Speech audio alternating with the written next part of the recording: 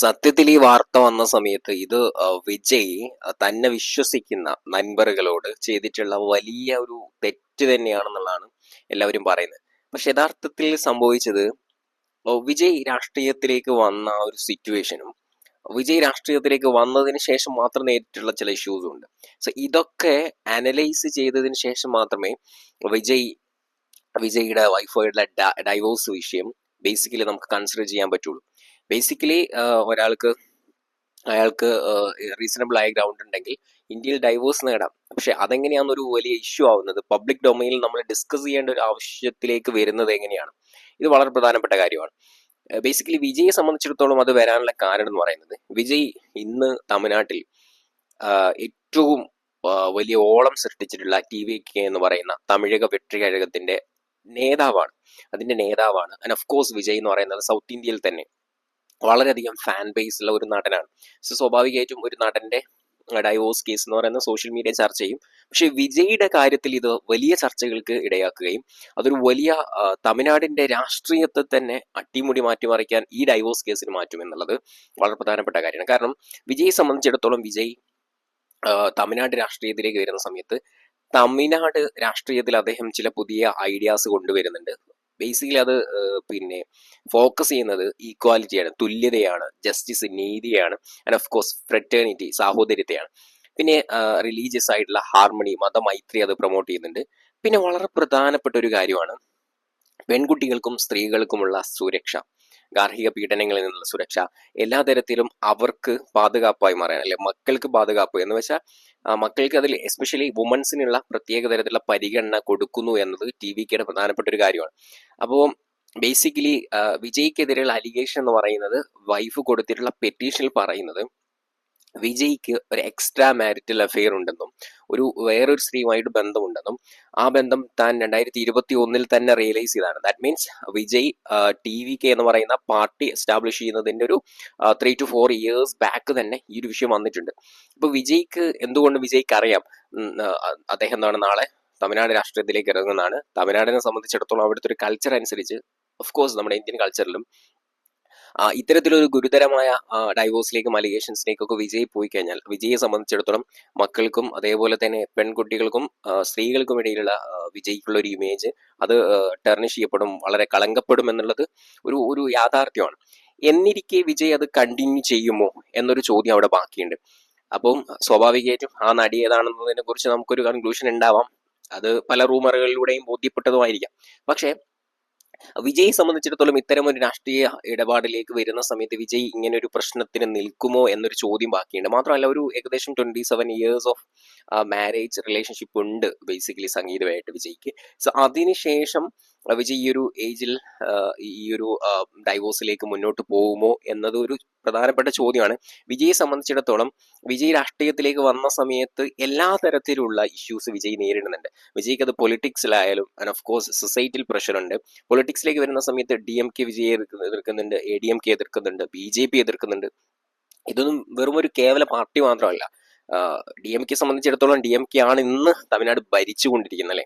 അപ്പോൾ ആ ഭരിക്കുന്ന പാർട്ടിയുടെ എതിർപ്പ് എന്ന് പറയുന്നത് ഭയങ്കര ശക്തമാണ്, ഭയങ്കര ക്രിട്ടിക്കലാണ്. പിന്നെന്താണ്, കേന്ദ്രം ഭരിക്കുന്ന BJPയും എതിർക്കുന്നു. അപ്പോൾ ഏത് വിധേനയും വിജയെ ഇല്ലാതാക്കുക എന്നത് പ്രധാനപ്പെട്ട കാര്യമാണ്. അതുകൊണ്ട് തന്നെയാണ് ഒരു BJP നേതാവ്, ഒരു പ്രധാനപ്പെട്ട നേതാവ് വിജയ് മറ്റൊരു നടിയുമായിട്ട് ബന്ധമുണ്ടെന്നും ആ വീട്ടിൽ നിന്ന് വിജയ് ഇറങ്ങണം എന്നുള്ളൊരു കമന്റ് ഇടുന്നതും ആ നടി വന്നിട്ട് കൃത്യമായിട്ട് തന്നെ പിന്നെ കമന്റ് ബോക്സിൽ മീൻസ് സോഷ്യൽ മീഡിയയിൽ ആ വിഷയത്തെ കുറിച്ച് പോസ്റ്റ് ചെയ്യുന്നുണ്ട്, ഒരു രാഷ്ട്രീയ പാർട്ടിയുമായിട്ട് തനിക്ക് റിലേഷൻഷിപ്പ് ഇല്ല എന്നുള്ളത്. പക്ഷേ വിജയ് ഇങ്ങനെ പറയുന്ന സമയത്ത് വിജയെ സംബന്ധിച്ചിടത്തോളം വിജയ്ക്ക് അദ്ദേഹത്തിന്റെ രാഷ്ട്രീയ എതിരാളികൾ കൊടുത്തിട്ടുള്ള ഒരു പണിയാവാനാണ് ഇത് ചാൻസ് എന്നുള്ളതാണ് വളരെ എവിഡന്റ് ആയിട്ടുള്ള കാര്യം. ഒന്ന് കരൂർ ദുരന്തം ബേസിക്കലി വിജയ് കാരണമായി ക്രിയേറ്റ് ചെയ്യപ്പെട്ടതല്ല. വിജയ് കൃത്യമായിട്ട് അതിനു മുമ്പ് നടന്നിട്ടുള്ള പല സമ്മേളനങ്ങളിലും പറഞ്ഞതാണ്, DMK ഗവൺമെന്റ് തങ്ങൾക്ക് എന്ത് തരുന്നില്ല, സഫീഷ്യന്റ് ആയിട്ടുള്ള പ്ലേസ് തരുന്നില്ല. വിജയ് എന്ന് പറയുന്ന അത്രയും പോപ്പുലർ ആയ സ്റ്റാർ ആണ്, സ്വാഭാവികമായിട്ടും അദ്ദേഹത്തെ കാണാൻ ആളുകൾ വരും. സോ അദ്ദേഹത്തെ കാണാൻ വരുന്ന ആളുകളെ അക്കോമഡേറ്റ് ചെയ്യാനുള്ള സ്പേസ് ആ കരൂരിന് ഉണ്ടായിരുന്നില്ല. വളരെ ഇടുങ്ങിയ ഒരു സ്ഥലം ഗവൺമെന്റ് മനഃപൂർവ്വം കൊടുത്താണ്. അപ്പൊ ഗവൺമെന്റ് ബേസിക്കലി അവിടെ 38-40 പേര് മരിച്ചത്, ഗവൺമെന്റ് അവരെ രാഷ്ട്രീയ ടൂളാക്കി മാറ്റുകയാണ്. അത് ബേസിക്കലി DMK തന്നെ പ്ലാൻ ചെയ്തിട്ടുള്ള ഒരു മേർഡർ ആയിട്ട് തന്നെ വേണം അതിനെ കാണാൻ. അതിലപ്പുറത്തേക്ക് അതിനൊരു രാഷ്ട്രീയ മാനമുണ്ടെന്ന് വിചാരിക്കുന്നില്ല.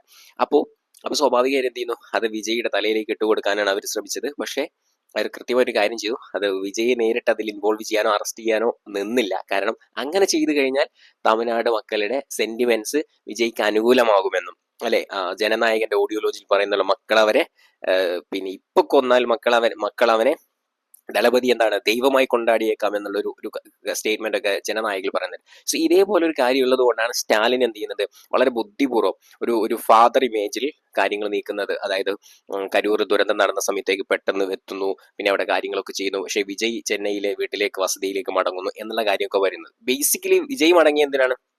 വിജയ്ക്ക് മടങ്ങേണ്ടി വന്നത് വിജയ് അവിടെ നിൽക്കുന്ന സമയത്ത് പിന്നെയും ഇഷ്യൂ കൂടാനുള്ള പോസിബിലിറ്റി ഉണ്ട് എന്നുള്ളത് പോലീസ് ഓഫീസേഴ്സ് അറിയിച്ചത് കൊണ്ടാണ്. ഓക്കെ, പിന്നെ കരൂർ ദുരന്തം നടന്നു. അടുത്ത കാര്യം എന്ന് പറയുന്നത് ജനനായകൻ എന്ന് പറയുന്ന മോസ്റ്റ് വെയിറ്റിംഗ് ആയിട്ടുള്ള ഒരു മൂവി, അത് സെൻസർ ബോർഡ് കട്ട് ചെയ്ത് എല്ലാം ഇല്ലാതാക്കിയിട്ടും പിന്നെയും അത് കേസുമായിട്ട് മുന്നോട്ട് പോയിക്കൊണ്ടിരിക്കുകയാണ്. അല്ലെ, കേരള സ്റ്റോറി പോലത്തെ ഒരു ഭയങ്കര വർഗീയതയെ പ്രൊമോട്ട് ചെയ്യുന്ന ഒരു സിനിമയ്ക്ക് ഇന്ത്യയിൽ ഒരു പ്രശ്നവും ഇല്ലാതെ റിലീസ് ചെയ്യാം എന്നുള്ള രൂപത്തിലേക്ക് വരുന്ന സമയത്ത് ജനനായകൻ പോലെയുള്ള ഒരു മൂവിക്ക് എന്തിനാണ് ഇത്രയും കട്ടുകളെന്ന് എല്ലാ പൊളിറ്റിക്കൽ ആക്ടിവിസ്റ്റുകളും ചോദിക്കുന്ന ഒരു ചോദ്യമാണ്. അത് വിജയ് എന്നുള്ള താരത്തോടുള്ള ഒരു പിന്നെ പ്രതിബദ്ധത കൊണ്ടോ കൂറുകൊണ്ടോ ഒന്നല്ല, മറിച്ച് അതൊരു ആവിഷ്കാര സ്വാതന്ത്ര്യത്തിന് നമ്മുടെ Indian constitution right to 19 to 21 ഒക്കെ നമുക്ക് നൽകുന്ന ഒരു ഫ്രീഡം ഉണ്ട്. ആ ഫ്രീഡത്തിന്റെ ബേസിലാണ് നമ്മൾ ചോദിക്കുന്നത്. അപ്പോൾ അത് കരൂർ ദുരന്ത ഒരു ഇഷ്യൂ ആയിരുന്നു. പിന്നെ ജനനായകൻ ഇഷ്യൂ ആണ്.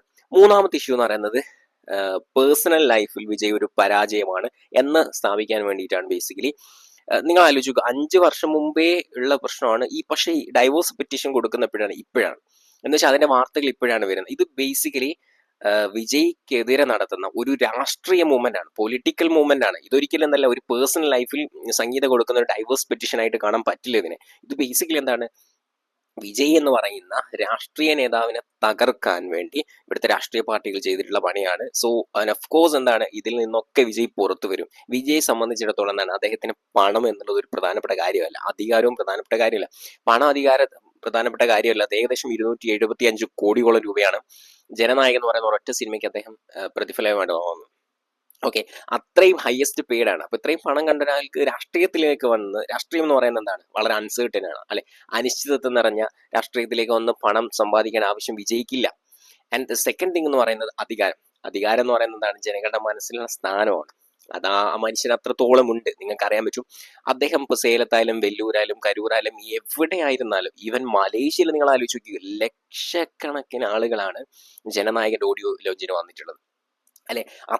അത്രമാത്രം പോപ്പുലർ ആണ്, ജനങ്ങളെ ഏറ്റെടുത്ത ഒരു നടനും നേതാവുമാണ് ബേസിക്കലി വിജയ് എന്ന് പറയുന്നത്. അപ്പോൾ വിജയെ സംബന്ധിച്ചിടത്തോളം ആ ഒരു പവർ എന്ന് പറയുന്നത് അദ്ദേഹത്തിന് ചെലുത്താൻ പറ്റുന്ന ഇൻഫ്ലുവൻസ് തന്നെയാണ്. അപ്പൊ അദ്ദേഹം കുറച്ചുകൂടി ലാർജർ ലെവലിൽ തന്നെ ഇതുവരെ വിശ്വസിച്ച, തന്നെ വളർത്താൻ സഹായിച്ചിട്ടുള്ള മക്കൾക്ക് വേണ്ടി, ജനങ്ങൾക്ക് വേണ്ടി എന്തെങ്കിലുമൊക്കെ നല്ല കാര്യങ്ങൾ ചെയ്യാൻ പറ്റുന്ന ഒരു വലിയ സ്പേസ് ആണ് പൊളിറ്റിക്സ് എന്ന് പറയുന്നത്. സോ അതിനെ യൂസ് ചെയ്യാമെന്നൊരൊറ്റ ലക്ഷ്യത്തോടു കൂടെ മാത്രമാണ് വിജയ് വരുന്നത്.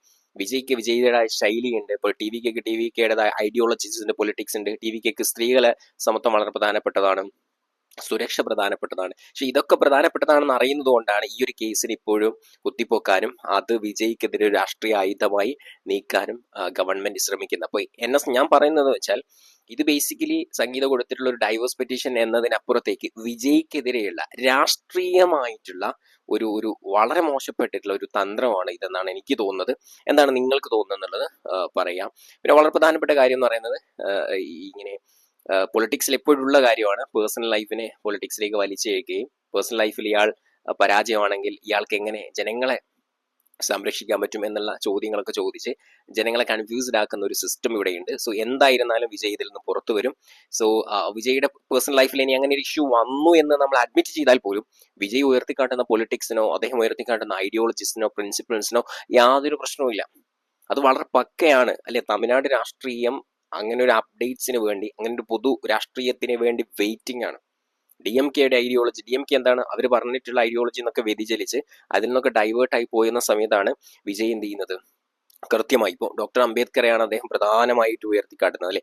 ഡോക്ടർ അംബേദ്കറുടെ ഒരു ഐഡിയോളജി എന്ന് പറയുന്നത് എല്ലാവർക്കും ഈക്വാലിറ്റിയാണ്, തുല്യത കൊടുക്കുന്ന ഒരു സംവിധാനമാണ് അദ്ദേഹം ഉയർത്തിക്കാട്ടുന്നത്. പിന്നെ മാത്രമല്ല, ജനങ്ങളുടെ പ്രശ്നങ്ങളാണ് ഓരോ സമ്മേളനത്തിൽ അദ്ദേഹം ഉയർത്തേക്കാണ്. അല്ലെ, KCB ബില്ല് പോലും നിങ്ങൾ ആലോചിച്ചു, KCB അല്ല, അവിടുത്തെ ഇലക്ട്രിസിറ്റി ബില്ല് പോലും എന്താണ് മാസം കൊടുത്തു കഴിഞ്ഞിട്ടുണ്ടെങ്കിൽ അതൊരു ചെറിയ തുകയായിട്ട് മാറുകയും അത് വലിയ ബുദ്ധിമുട്ട് നമ്മുടെ ജനങ്ങൾക്ക് ഉണ്ടാക്കില്ല എന്ന് പോലും അദ്ദേഹം എന്ത് ചെയ്യുന്നുണ്ട് കഴിഞ്ഞ ദിവസത്തെ സമ്മേളനത്തിൽ പറഞ്ഞിട്ടുണ്ട്. എന്ന് വെച്ചാൽ വളരെ മൈന്യൂട്ട് ആയിട്ടുള്ള ജനങ്ങൾ നേരിടുന്ന പ്രശ്നത്തെ പോലും അഡ്രസ് ചെയ്യുന്ന വിജയ് എന്ന നേതാവിന് എതിരെയുള്ള ഒരു പേഴ്സണൽ അറ്റാക്ക് മാത്രമാണ് ഈ ഒരു ഡൈവേഴ്സ് പെറ്റീഷൻ എന്നാണ് എനിക്ക് പേഴ്സണലി തോന്നുന്നത്. എന്താണ് നിങ്ങൾക്ക് തോന്നുന്നത്? Thank you.